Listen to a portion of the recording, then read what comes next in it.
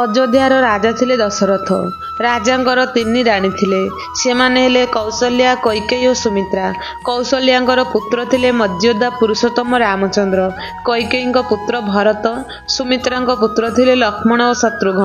ରାଜା 3 ରାଣୀଙ୍କୁ ସମାନ ଭାବରେ ଭଲ ପାଉଥିଲେ।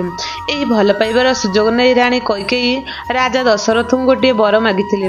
ରାଜା ଦଶରଥ ରାଣୀ କୈକେୟୀଙ୍କୁ ପଚାରିଲେ, କି ବର ମାଗିବ କୁହ? ରାଣୀ କୈକେୟୀ କହିଲେ, ତୁମେ ଆଗ ସତ୍ୟ କର, ମୁଁ ଯାହା ମାଗିବି ଦେବ। ରାଜା ରାଣୀଙ୍କ କଥାରେ ସତ୍ୟ କରିଦେଲେ। ତୁମେ ଯାହା ମାଗିବ ମୁଁ ନିଶ୍ଚିତ ଦେବି। ଏହି ସତ୍ୟ ମୁଁ ଚନ୍ଦ୍ର, ସୂର୍ଯ୍ୟ ଓ ତାରାଙ୍କୁ ସାକ୍ଷୀ ରଖି କରୁଛି। ରାଣୀ କୈକେୟୀ କହିଲେ, ମୋର ପୁତ୍ର ଭରତ ହେବ ଅଯୋଧ୍ୟାର ରାଜା। ରାଜା ତଥାସ୍ତୁ କହିଲେ, କାରଣ ରାଜା ସତ୍ୟ କରି ସାରିଥାନ୍ତି ରାଣୀ ଯାହା ମାଗିବେ ତାହା ଦେବା ପାଇଁ।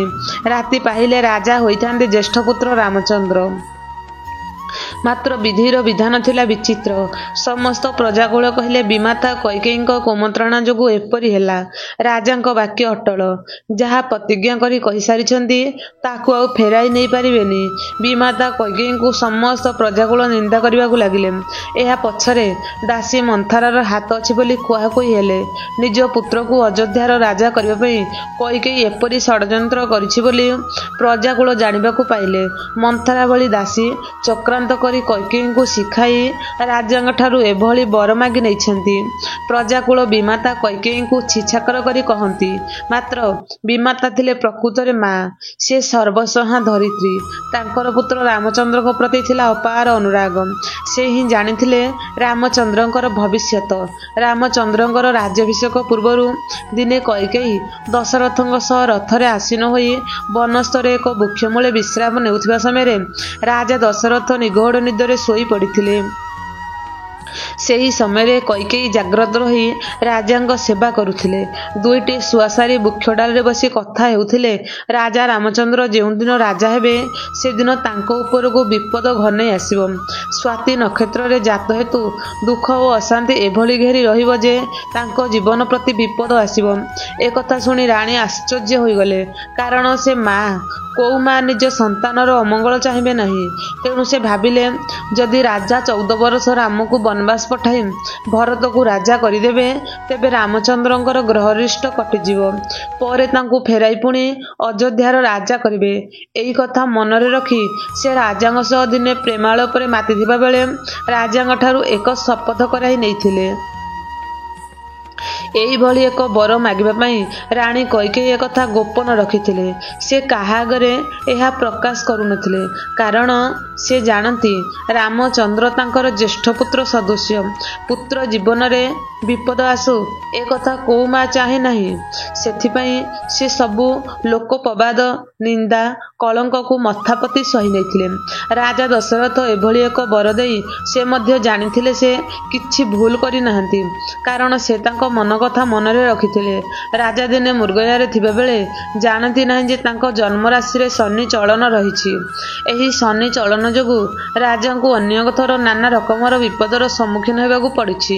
ଶନିଙ୍କ କଟୁ ଦୃଷ୍ଟିରେ ପଡ଼ି ରାଜା ଦିନେ ଅଶ୍ୱରେ ଚଢ଼ି ବନସ୍ଥରେ ମୃଗୟା କରୁଥିବା ସମୟରେ ଶନି ତାଙ୍କୁ ଅଶ୍ୱ ପଛରୁ ଠେଲି ଦେଇଥିଲେ। ହଠାତ୍ ଅଶ୍ୱ ପୃଷ୍ଠରୁ ତଳେ ପଡ଼ି ରାଜା ଦଶରଥଙ୍କର ଚେତା ହଜି ଯାଇଥିଲା। ସେହି ସମୟରେ ଏ ଦୃଶ୍ୟ ଦେଖୁଥିଲେ ଜଟାୟୁ ପକ୍ଷୀ। ତୁରନ୍ତ ସେ ଶନିଙ୍କ ସହ ଲଢ଼େଇ କରି କ୍ଷତାକ୍ତ ହୋଇଥିଲେ। ରାଜା ଅଚେତ ଅବସ୍ଥାରେ ପଡ଼ିଥିବାରୁ ଦେଖି କ୍ଷତାକ୍ତ ଜଟାୟୁ ପକ୍ଷୀ ରାଜାଙ୍କର ସେବା କଲେ। ନିକଟକୁ ଜଳ ଆଣି ରାଜାଙ୍କୁ ପିଆଇ ରାଜାଙ୍କ ଚେତା ଫେରାଇ ଆଣିଥିଲେ।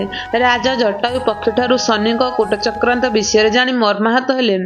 ଜଟାୟୁ ପକ୍ଷୀକୁ କ୍ଷତାକ୍ତ ଅବସ୍ଥାରେ ଦେଖି ପକ୍ଷୀଟି ପ୍ରତି ତାଙ୍କର ସହାନୁଭୂତି ଜାତ ହେଲା। ସେ ସଙ୍ଗେ ସଙ୍ଗେ ଜଟାୟୁକୁ କହିଲେ, ତୁମେ ମୋର ଜୀବନ ରକ୍ଷା କରିଛ। କି ବର ମାଗୁଛ ମାଗ, ମୁଁ ଶପଥ କରୁଛି ମୁଁ ତୁମକୁ ନିଶ୍ଚୟ ଦେବି। ରାଜାଙ୍କଠାରୁ ଏପରି ବର କଥା ଜାଣି ଜଟାୟୁ ପକ୍ଷୀ କହିଲେ, ମହାରାଜ, ଆପଣଙ୍କୁ ଯେଭଳି ମୁଁ ସେବା କରି ଆପଣଙ୍କ ଜୀବନ ବଞ୍ଚାଇଲି ସେହିଭଳି ଆପଣଙ୍କର ଜ୍ୟେଷ୍ଠ ପୁତ୍ର ରାମଚନ୍ଦ୍ରଙ୍କୁ ଅଯୋଧ୍ୟାର ରାଜା ନ କରି ଆମ ପାଖକୁ ବନକୁ ପଠାଇ ଦିଅନ୍ତୁ।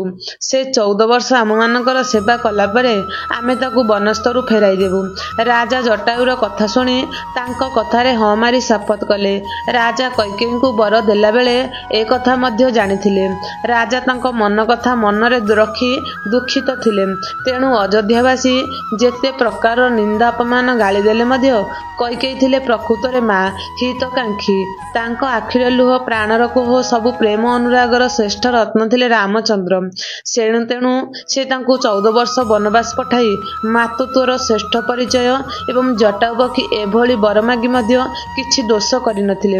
କାରଣ ସେ ଥିଲେ ପ୍ରଭୁ ରାମଚନ୍ଦ୍ରଙ୍କର ପରମ ଭକ୍ତ। ଭକ୍ତ ଭଗବାନଙ୍କୁ ପାଇବା ପାଇଁ ସବୁବେଳେ ବ୍ୟଗ୍ର। ବନସ୍ତରେ ଜଟାୟୁ ନିଜ ପ୍ରଭୁ ରାମଚନ୍ଦ୍ରଙ୍କୁ ପାଇ ହରସ ଲାଭ କରିଥିଲେ। ଏପରିକି ପ୍ରଭୁଙ୍କ ସହାୟତା କରିବା ପାଇଁ ରାବଣ ସୀତାକୁ ଛଦ୍ମବେଶରେ ହରଣ କରିବା ସମୟରେ ସେ ରାବଣ ସହ ଯୁଦ୍ଧ କରି ମୃତ୍ୟୁବରଣ କରିଥିଲେ। ପିତାମାତାଙ୍କର ପୁତ୍ର ପ୍ରତି ସ୍ନେହ ମମତାର ଏହା ଏକ ଅଫୁରନ୍ତ ଉଦାହରଣ। 14 ବର୍ଷ ବନବାସ ଭିତରେ ମର୍ଯ୍ୟାଦା ପୁରୁଷୋତ୍ତମ ରାମଚନ୍ଦ୍ର ବନବାସୀମାନଙ୍କୁ ଯେପରି ଅପାର କରୁଣା ସାଗର ଭସାଇ ଦେଇଛନ୍ତି, ସେପରି ମଧ୍ୟ ଭକ୍ତମାନଙ୍କୁ ଭକ୍ତିରସରେ ଆପ୍ୟାୟିତ କରିଛନ୍ତି। ତେଣୁ କୈକେୟୀ ପ୍ରକୃତରେ ବିମାତା ନୁହନ୍ତି, ବରଂ ସବୁ ଶ୍ରେୟର ଅଧିକାରୀ।